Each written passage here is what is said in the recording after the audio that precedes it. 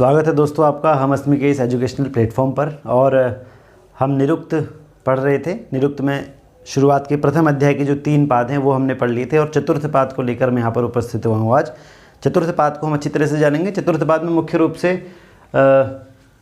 शब्दों के धातुज और अधातुज होने के संबंध में यहाँ पर चर्चा की गई है कि शब्द जो जितने भी शब्द हैं संस्कृत भाषा में वो धातुज हैं, मतलब धातु से उत्पन्न हुए हैं, या फिर अधातुज हैं यानी कि रूढ़ हैं, प्रसिद्ध हैं। तो इसके विषय में कुछ वहाँ पर चर्चा की गई है और गार्ग्य को वहाँ पर केंद्र में रख करके उनके मतों को प्रस्तुत किया गया है और फिर उनका खंडन वहाँ पर किया गया है।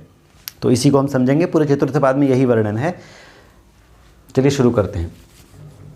अब एक सिद्धांत तो ये है पहले से ही वैयाकरणों में। अब एक बात आप ये जान के चलिए कि जो पहले अध्याय का चौथा, पांचवा और छठा पाद है उसको एक पदिक कांड भी कहा जाता है। अगर ये प्रश्न आता है कि एक पदिक कांड में क्या आता है, मतलब कौन सा भाग आता है निरुक्त का, तो प्रथम अध्याय का चतुर्थ, पंचम और षष्ठ पाद जो है वो एक पदिक कांड में आता है। ठीक है।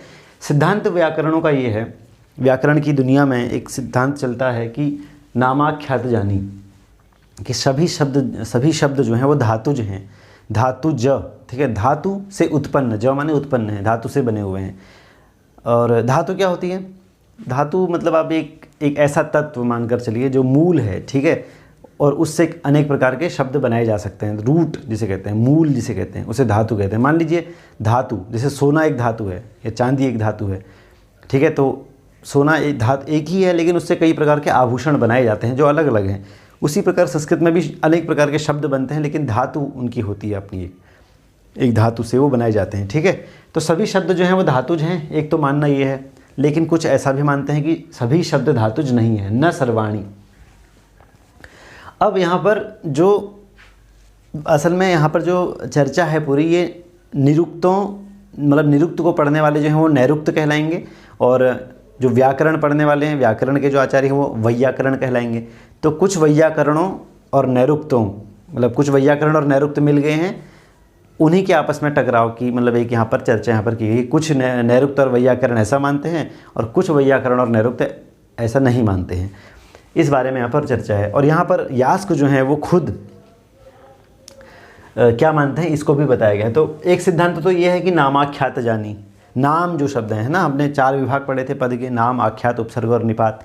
अब नाम जो है मतलब प्रातिपदिक जो है, शब्द जो हैं वो सभी, वो नाम जो हैं वो धातुज हैं, धातु से उत्पन्न हुए हैं। जितने भी प्रातिपदिक शब्द जो हैं, नाम शब्द जो हैं, संज्ञा शब्द आदि, वो धातु से उत्पन्न हुए हैं। ऐसा किसका मानना है? वैयाकरण शाकटायन। शाकटायन जो है वो एक वैयाकरण है, मतलब व्याकरण के आचार्य हैं। इनके साथ कुछ निरुक्त पढ़ने वाले, कुछ निरुक्त के आचार्य, नैरुक्त, वो मिल गए हैं। तो ये दोनों का ऐसा मानना है। और कुछ ऐसा मानते हैं कि न सर्वाणी, सभी शब्द धातुज नहीं है, सभी नाम धातुज नहीं है। ठीक है। ऐसा कौन मानते हैं? एक नैरुक्त गार्ग्य। गार्ग्य जो है वो है एक नैरुक्त हैं, निरुक्त के आचार्य हैं, और इनके साथ कुछ वैयाकरण मिल गए हैं, तो इनका ऐसा मानना है। यास्क स्वयं ये मानते हैं कि नाम जो है वो धातु से उत्पन्न हुए हैं, धातुज हैं। ठीक है। और इसलिए क्योंकि अगर उनको हमें अपना सिद्धांत रखना है तो सामने वाले की सिद्धांत में हम खामियों को ही उनका प्रस्तुत करेंगे। तो यहाँ पर यास्क ने भी वही किया है। उन्होंने गार्ग्य के जितने भी सिद्धांत थे, जो शब्दों को धातुज नहीं मानने पर जो जोर दे रहे थे, उन सिद्धांतों में से कुछ ऐसे सिद्धांतों को रखा जिनका खंडन आसानी से हो सके, और उन्हीं को रख के उनका खंडन करके अपने सिद्धांतों को यहाँ पर स्थापित कर दिया। मेरे ख्याल से ऐसा भी हो सकता है, या फिर ये भी वो सिद्ध करना चाहते हैं कि सभी शब्द धातुज हैं। ठीक है। अब देखो, अगर मुझे अपनी मान लीजिए मेरे से कोई बढ़कर है या मेरे समकक्ष कोई है, तो अगर मुझे अपने को उससे ऊपर दिखाना है तो मैं उसके उन, ठीक है, दुर्गुणों को बताऊँगा, मतलब उन चीज़ों का बखान करूँगा जो चीज़ें उसमें मुझसे कम हैं, तभी तो ये बात सिद्ध कर पाऊँगा कि मैं उससे बढ़कर हूँ करके, है ना।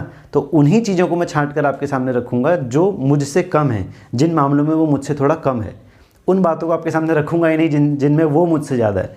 तो वही बात यहाँ पर यास्क ने भी की है थोड़ा बहुत।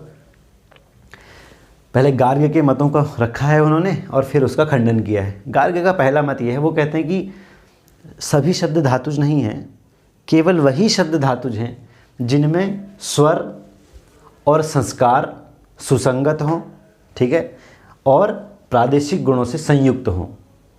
जो शब्द स्वर और संस्कार से सुसंगत हों और प्रादेशिक गुणों से संयुक्त हों, वही शब्द धातुज कहलाए जाएंगे। स्वर का मतलब उदात्त, अनुदात्त, स्वरित, ये जो स्वर हैं, ये स्वर जिनमें लगे हुए हों, इनसे युक्त जो हों। संस्कार का मतलब प्रकृति प्रत्यय विभाग जिनमें हो रहा हो।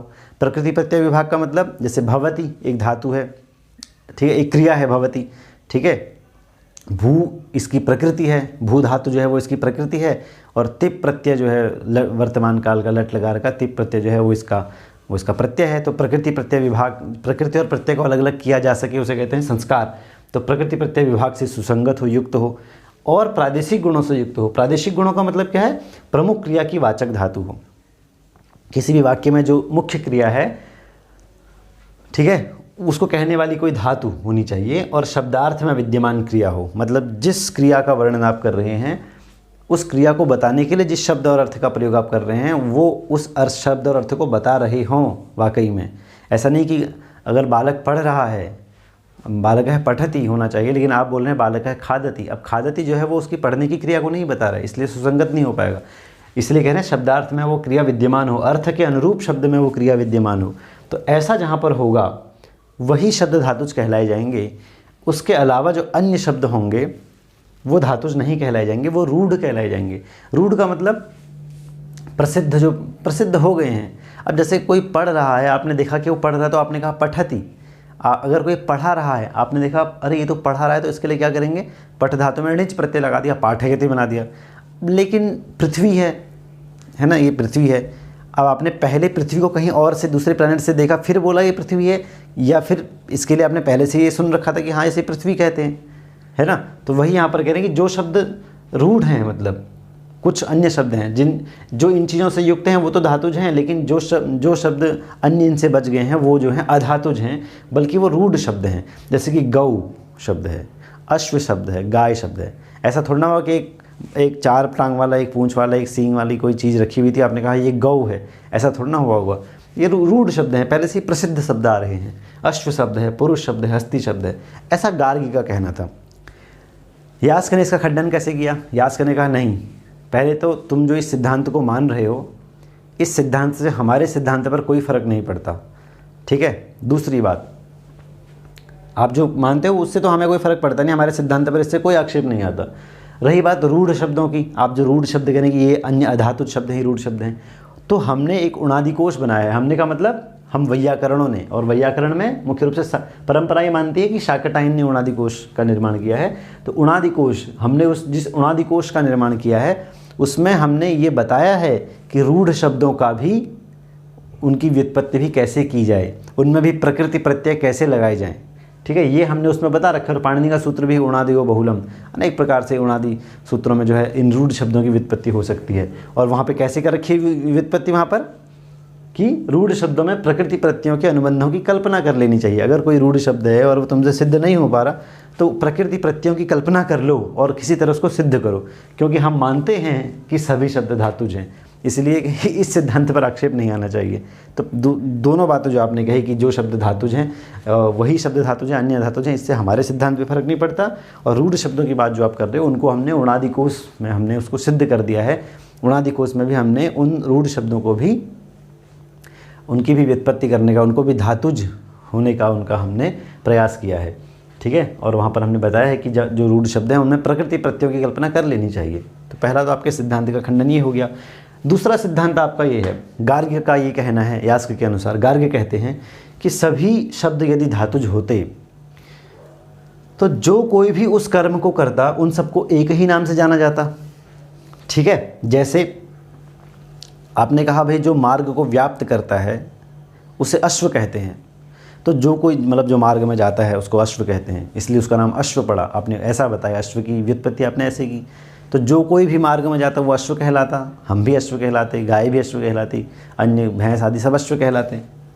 आपके हिसाब से चलते अगर सभी शब्द धातुज होते तो जो कोई भी मार्ग को व्याप्त करता, जो कोई भी उस कर्म को करता, एक ही कर्म को अगर कोई अलग व्यक्ति भी करता तो उसका नाम भी वही रखा जाना चाहिए था तुम्हारे अनुसार। गार्ग्य ऐसा कह रहे हैं, ठीक है। जो कोई भी उस मार्ग को व्याप्त करे वह अश्व कहलाता। जो कुछ भी चुभता उसे तृण कहते, तिनका चुभ गया, तो जो कुछ भी चुभ रहा है उसे तिनका कहा जाता। ऐसा होता है क्या? ऐसा नहीं होता। इसका मतलब सभी शब्द धातुज नहीं है। तो यहाँ पर इसका खंडन कैसे किया उन्होंने यास्क ने कहा ऐसा नहीं होता। एक ही व्यक्ति अलग अलग कर्मों को करता है, ठीक है, तो भी उसको अलग अलग नामों से जाना जाता है। समान कर्म करने वालों में से केवल कुछ के लिए ही उस विशिष्ट शब्द का प्रयोग होता है, अन्य के लिए नहीं होता है, ठीक है। जैसे तक्षा है, परिव्राजक है, जीवन है या भूमिज है, इन शब्दों का प्रयोग उन क्रियाओं से युक्त सब द्रव्यों के लिए प्रयोग नहीं किया जाता है। तक्षा एक शब्द को लेकर चलते हैं। तक्षा कैसे कहते हैं? लकड़ी छीलना, लकड़ी काटना, उसको बराबर करना, ये सब तक्षा कर्म कहा जाता है उनको। तक्षा बोलते हैं बढ़ई को। लेकिन आप अपने घर में खाना बनाने के लिए, अब तो गैस हो गई, जब पहले गैस नहीं थी तो लकड़ी तोड़ते थे, है ना, तो लकड़ी तोड़ते थे, उसको छीलते भी थे, है ना, उसको पतला करते थे। तो क्या आप तक्षा कहलाते थे? नहीं। आप कर्म तो वो कर रहे हैं, लेकिन आप तक्षा नहीं कहलाते। तक्षा का मतलब बढ़ई। तक्षा सिर्फ बढ़ई को ही कहा जाता था, ठीक है। तो इसका मतलब आपने वो कर्म किया, आपके अनुसार चलते। समान कर्म करने वालों को आप कह रहे हैं कि नाम से जान लिया जाता है, ऐसा नहीं होता है। आप व्यवहार को देख के भाषा का निर्माण करेंगे, ठीक है। तो ये देखा जाता है कि समान कर्म करने वालों में से भी सिर्फ कुछ व्यक्तियों के लिए उस शब्द का प्रयोग किया जाता है, सभी के लिए नहीं किया जाता। इसीलिए जो कोई भी लकड़ी को काटता है, छीलता है, बराबर करता है, जो कोई भी इन क्रियाओं को करता है, उन सबको तक्षा नहीं कहते हैं, उन सबको बढ़ई नहीं कहते हैं। केवल बढ़ई जो उस कार्य के लिए प्रसिद्ध है, जो उस कार्य के लिए ही वहाँ पर फेमस है, उसी को बढ़ई कहते हैं, उसी को तक्षा कहते हैं। तो एक तो आपका ये खंडन हो गया। तीसरी बात जो आपने कही, गार्गी ने फिर कहा, गार्गी ने कहा कि यदि सभी शब्द धातुज होते तो जिन जिन क्रियाओं से वस्तु या प्राणी का संबंध होता, उन सभी क्रियाओं के आधार पर ही उन प्राणियों और वस्तुओं का नाम रखा जाता। जैसे स्थूणा को खंबा भी कहा जाता है, स्थूणा पिलर जिसे कहते हैं, ठीक है, स्थूणा को खंबा कहना। तो स्थूणा को जो है दरशया भी कहते। दरशया का मतलब, अब जो वो होता है खंबा जो होता है, उस कभी जो पिलर होता है लोहे का खंबा देखेंगे तो अंदर से खोखला होता है ना, तो बिल में सोने वाली, तो बिल बन जाता है एक बढ़िया सा, तो बिल में सोती है जो उसे स्थूणा कहते हैं, उसको बिल दरशया भी कहते। आसंजनी भी कहते उस खंबे को। आसंजनी का मतलब 4 पिलर लगाए, उसके ऊपर छत चढ़ा दी, तो छत को धारण करने वाली, उसे आसंजनी भी कहा जाता है ना। लेकिन ऐसा नहीं कहा जाता है, इसका मतलब सभी शब्द धातुज नहीं हैं। सभी शब्द धातुज होते तो जिन जिन क्रियाओं से वस्तु या प्राणी का संबंध होता, उन्हीं सभी क्रियाओं के आधार पर ही उन वस्तुओं का नाम भी रखा जाता, ठीक है। स्थूणा को दरशया भी कहा जाता, आसंजनी भी कहा जाता, छत को भी कहा जाता। तो ये ऐसा होता, लेकिन ऐसा नहीं होता, इसका मतलब सभी शब्द धातुज नहीं है। तो याद करने का ज़्यादा मत बोलो। हमारे जो हमने जो आपके दूसरे सिद्धांत का खंडन जिस बात से किया था, उसी बात से तुम्हारे तीसरी सिद्धांत का खंडन भी हो गया कि सभी समान कर्म करने वालों के लिए में से किसी विशिष्ट के लिए ही उस शब्द का प्रयोग किया जाता है, सबके लिए नहीं किया जाता। आपको बता दिया है एक बार, ठीक है। तो इस तरह से 3 जो सिद्धांत थे गार्गी के, अन्य भी सिद्धांत हैं, अभी बोर्ड पर इतने लिखे। अब मैं आपको बताता हूँ कि और कौन कौन से गार्गी के सिद्धांत हैं और किस तरह से जो है यास्क उनका खंडन कर रहे हैं। चलिए जानते हैं।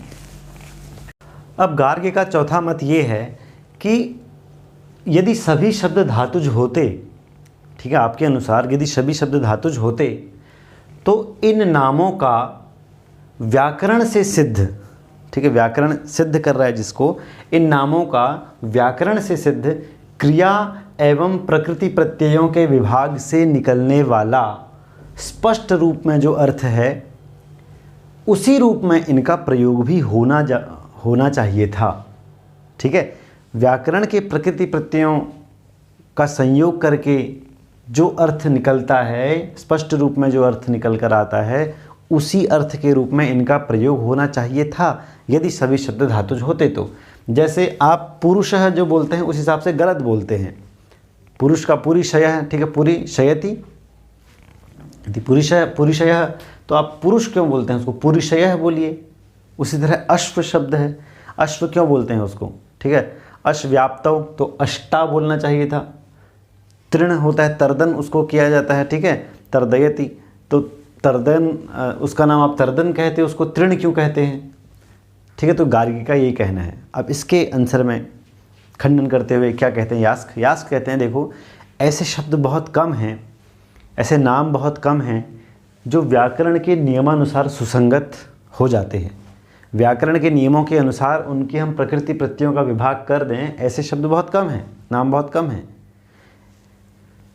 जैसे जाट्य है, ठीक है, जटा वाला, या जागरूक है, जागरणशील, जो भी जागता है सबको जागरणशील थोड़ा ना कहते हैं। दवीर होमी, बड़ी चम्मच सेवन करने वाला, ऐसे कुछ ये शब्द हैं कई। इसके अलावा भी कई ऐसे शब्द हैं जो व्याकरण के अनुसार सिद्ध नहीं हो सक रहे हैं, और व्याकरण के नियम क्या हैं, वो सीमित हैं। मतलब अस्पष्टार्थक शब्द अधिक हैं। जिन शब्दों का अर्थ स्पष्ट नहीं है वो शब्द अधिक हैं, और व्याकरण के नियम जो हैं वो सीमित हैं, कम हैं। तो क्या करें? क्या इन शब्दों को छोड़ दें? नहीं, इन शब्दों को छोड़ भी तो नहीं सकते, क्योंकि व्याकरण के अनुसार इनको सिद्ध भी करना है। भाषा को हमें बिल्कुल शुद्ध बनाना है, ठीक है, किसी प्रकार का उसमें अशुद्धता नहीं होनी चाहिए। संस्कृत भाषा, नाम ही संस्कृत है उसका। तो इसीलिए क्या करेंगे, हम इन अस्पष्टार्थक शब्दों को छोड़ेंगे नहीं, बल्कि इन्हें प्रकृति और प्रत्यय की कल्पना करके इनको स्पष्ट अर्थ वाला बनाना पड़ेगा, ठीक है। और इसीलिए आपका जो प्रश्न है वो बेतुका है कि जो अर्थ जो है निकल कर आता है स्पष्ट रूप में प्रकृति प्रत्ययों को जोड़ करके व्याकरण के अनुसार उसी रूप में उनका प्रयोग होना चाहिए, तो वो आपका प्रश्न बेतुका है, ठीक है। जैसे कि अस्पष्टार्थक शब्द यहाँ पे दे रखे हैं कुछ। व्रतति माने व्रतति, अब लता है उसका अर्थ। व्रतति का मतलब लता कैसे हो गया भाई, है ना। दमूना, अब अग्नि, अतिथि अग्नि को दमूना कहते हैं। आण टार है माने अटनशील, जो घूमता रहता है उसको आण टार कहते हैं। तो क्या करें, छोड़ तो नहीं सकते ना। तो सभी को हमें प्रकृति प्रत्यय की वहाँ कल्पना करके स्पष्ट अर्थ वाला बनाना पड़ता है, और यही जो है काम है व्याकरण का। इसीलिए आपका कहना जो है वो गलत है। इस प्रकार से खंडन करते हैं यास उसका। फिर गार्ग फिर से कहते हैं कि अच्छा आप ये बताओ, आप शब्द को धातुज नहीं मानते हो, सभी शब्दों को नहीं, आप सभी शब्दों को धातुज मानते हो। तो यदि सभी शब्द धातुज होते तो शब्द को धातुज मानने वाले विद्वान शब्द के प्रसिद्ध हो जाने पर विचार करते हैं, है ना। मतलब कोई शब्द जब प्रसिद्ध हो जाता है तो उसके बाद ये विचार करते हैं कि इसका जो है व्याकरण प्रयोग करें या ना करें, इसका प्रकृति प्रत्यय करें ना करें। जैसे फैली हुई होने के कारण पृथ्वी को पृथ्वी कहते हैं, पृथुनाथ पृथ्वी कह रहे हैं, ठीक है। अब कोई बताए कि आपने पृथ्वी को पृथ्वी तो कह दिया, लेकिन किसने देखा उसको, किसने उसको फैलाते हुए देखा, ठीक है। कहाँ फैलाया गया है इस पृथ्वी को, आपने देखा क्या? कहाँ खड़े होकर किसने फैलाया इसको, किसी ने देखा? आपने बोल दिया पृथ्वी है। तो जब ऐसा करते हुए किसी को देखा ही नहीं, कुंभकार आपने बोला क्योंकि वो घड़ा बना रहा था, तो कुंभकार आपने बोला, पृथ्वी को पृथ्वी क्यों बोल दिया आपने? क्या आपने किसी को इसको फैलाते हुए देखा? नहीं देखा ना। तो इसलिए भी हम कह रहे हैं कि आप जो है ये नहीं बता सकते, आप शब्द के प्रसिद्ध हो जाने के बाद ये विचार करते हैं कि इसका क्या प्रत्यय होना चाहिए। इसलिए आपका कहना जो है कि सभी शब्द धातुज ही गलत है। असल में कुछ शब्द रूढ़ भी होते हैं और उन्हें अधातुज मानना पड़ेगा आपको। यहाँ पर यास्क कहते हैं कि नहीं, ऐसा नहीं है। प्रयोग के सफल हो जाने पर उसके योग की परीक्षा होती है। आप कुछ प्रयोग करते हैं, जब वो सफल हो जाता है और फिर आप उसके योग मतलब उसके प्रकृति प्रत्यय के संबंध की परीक्षा करते हैं कि हाँ कैसे ये सब कुछ हुआ। जैसे कि पृथुनाथ पृथ्वी, आपने ये जो प्रश्न पूछा इसी का आंसर हम आपको देते हैं कि आप बोल रहे हो किसने फैलाया, कहाँ फैलाया, ठीक है। किसी ने नहीं फैलाया और किसी ने देखा भी नहीं, लेकिन हम यही तो देख रहे हैं कि पृथ्वी फैली हुई है, ठीक है। पृथ्वी को फैली हुई दिखती है पृथ्वी हमें, इसलिए हम कहते हैं कि ये पृथ्वी है, ठीक है। और अगर हम आपके अनुसार चलेंगे कि किसने देखा उनको ऐसा करते हुए, इसका नाम ऐसा क्यों रख दिया, आपके अनुसार चलेंगे तो जितने भी पदार्थ हमें दिख रहे हैं उन सभी पर आक्षेप होने लगेगा, सभी सिद्ध नहीं हो पाएंगे, क्योंकि हर कोई तो फिर इस हिसाब से तो हर कोई शब्द रूढ़ ही माना जाएगा। और रूढ़ का मतलब आपके अनुसार अधातुज है, गार्गी के अनुसार रूढ़ जो है वो अधातुज है, धातुज नहीं है, ठीक है। तो इस तरह से चलेंगे तो सभी शब्दों पर आक्षेप होने लगेगा, दृष्ट पदार्थों पर आक्षेप होने लगेगा और वो असंगत हो जाएगा और भाषा में अशुद्धता आ जाएगी। इसलिए आपका कहना जो है वो गलत है। अब दो सिद्धांत और बचते हैं गार्ग के, जो हैं जो कहते हैं कि शब्द जो है वो धातुज नहीं है।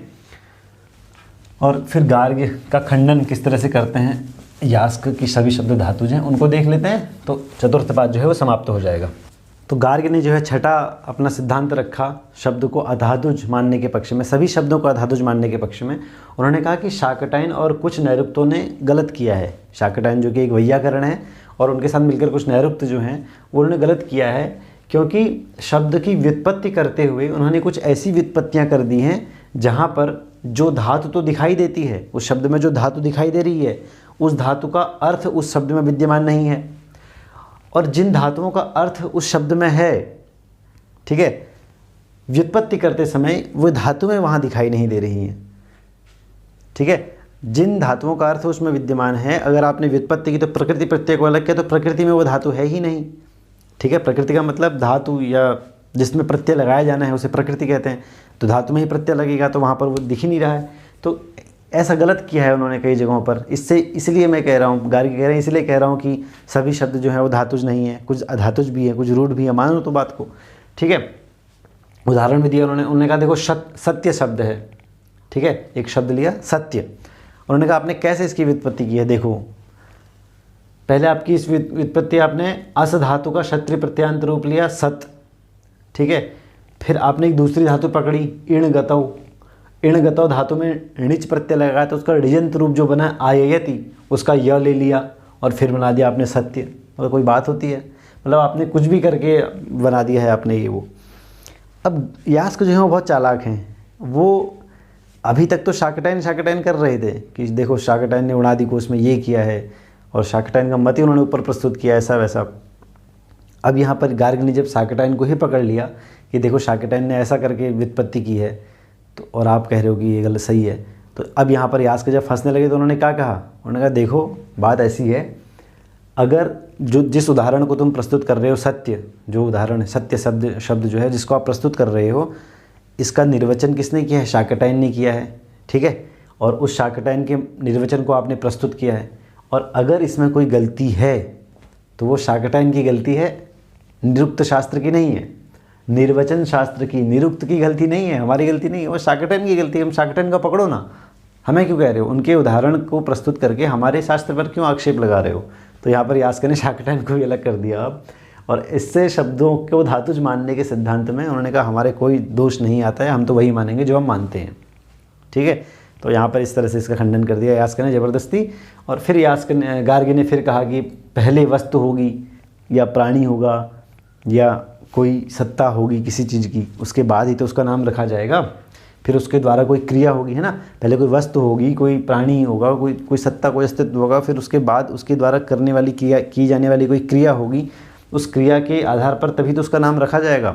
क्रिया करी ही नहीं है तो पहले से खाली वस्तु विद्यमान है, तो पहले से विद्यमान सिर्फ वस्तु का नाम नहीं पड़ सकता है। मतलब बाद में होने वाली क्रिया के आधार पर पहले से विद्यमान किसी वस्तु का नाम नहीं पड़ सकता है। अब उसने वो क्रिया की भी नहीं और आपने उसका नाम उस क्रिया के आधार पर रख दिया, तो ये कैसे आपने कर दिया वैयाकरण, ये बताओ ज़रा। तो यास्क कहते हैं देखो ऐसा लोक में देखा जाता है कि पहले जो उत्पन्न हुआ है उनका नाम भी बाद में होने वाली क्रिया के आधार पर रख दिया जाता है। मतलब काल चाहे कोई भी हो लेकिन नाम उनका रख दिया जाता है। जैसे भूतकाल की क्रिया है, भूतकालीन क्रिया के आधार पर किसी ने पहले कोई यज्ञ किया होगा, अग्निष्टोमी यज्ञ किया है, तो भूतकाल में कोई क्रिया की होगी तो उसके आधार पर उसको अग्निष्टोमी आजीवन कह दिया जाता है या ब्रह्महा कह दिया जाता है। वर्तमान काल की क्रिया पर अगर कोई सामने भाषण दे रहा है तो आप बोल देते हो अरे ये तो वाचक है ना, लावणकः, इस तरह से उसको कह दिया जाता है। लावणकः मतलब लवण माने होता है नमक, तो नमक लाने वाला लावणकः, ठीक है, या इस तरह से। और भविष्य में कोई क्रिया होगी उसके आधार पर भी नाम रख दिया जाता है। जैसे बिलवादः, लंबचूड़कः, ये पक्षी हैं असल में जिसकी पूँछ लंबी होती है, तो अभी तो वो पैदा हुआ है, अभी भी उसकी पूँछ लंबी अभी नहीं है, वो होगी आगे, लेकिन अभी से उसको क्या बोल रहे हैं, लंबचूड़कः, ठीक है। तो इस तरह से भविष्य में होने वाली क्रिया के आधार पर भी उसका नाम रख दिया जाता है। बिलवादः, बिल में रहने वाला, अभी वो पैदा ही हुआ है लेकिन क्योंकि उसकी परंपरा खानदान बिल में ही रहता था तो पक्का है कि ये भी बिल में ही रहेगा। अब भले ही वो बाहर रहे जाके, कोई उसको उठाकर अपने घर ले गया, लेकिन उसका नाम क्या रख दिया, बिलवादः, ठीक है। तो ये देखा जाता है ऐसा। तो वो कह रहे हैं यास्क के ऐसा समाज में देखा जाता है और लोक व्यवहार को लेकर ही हम चल रहे हैं। तो जहाँ पर लोक व्यवहार घट रहा है वहाँ लोक व्यवहार घटा देंगे, जहाँ शाकटायन का घट रहा है वहाँ शाकटायन घटा देंगे, जहाँ पर जैसे अपने मत की प्रस्तुति हो पाए वैसा कर देंगे। अगर आप इसके एक आलोचनात्मक तरीके से देखना चाहें तो गार्ग ठीक हैं अपनी जगह पे, गार्गी सही कह रहे हैं कि सभी शब्द धातुज नहीं हो सकते। ये ऐसा कहना कि सभी शब्द धातुज हैं, ये मतलब एक तरह से दुस्साहस ही है ये, ठीक है, ऐसा नहीं है। और एक पुस्तक में पढ़ रहा था, उसमें तो बहुत अच्छी 2 पंक्तियाँ उन्होंने लिखी थी कि उन्होंने कहा कि यास्क का जो प्रयत्न है कि सभी शब्द धातुज हैं, वो कुछ इस तरह का, मतलब वो कहते हैं कि यास्क कहते हैं कि बस आप व्याकरण की चिंता मत करो, प्रकृति प्रत्यय के संयोग की चिंता मत करो, बस आप निर्वचन करते चले जाओ।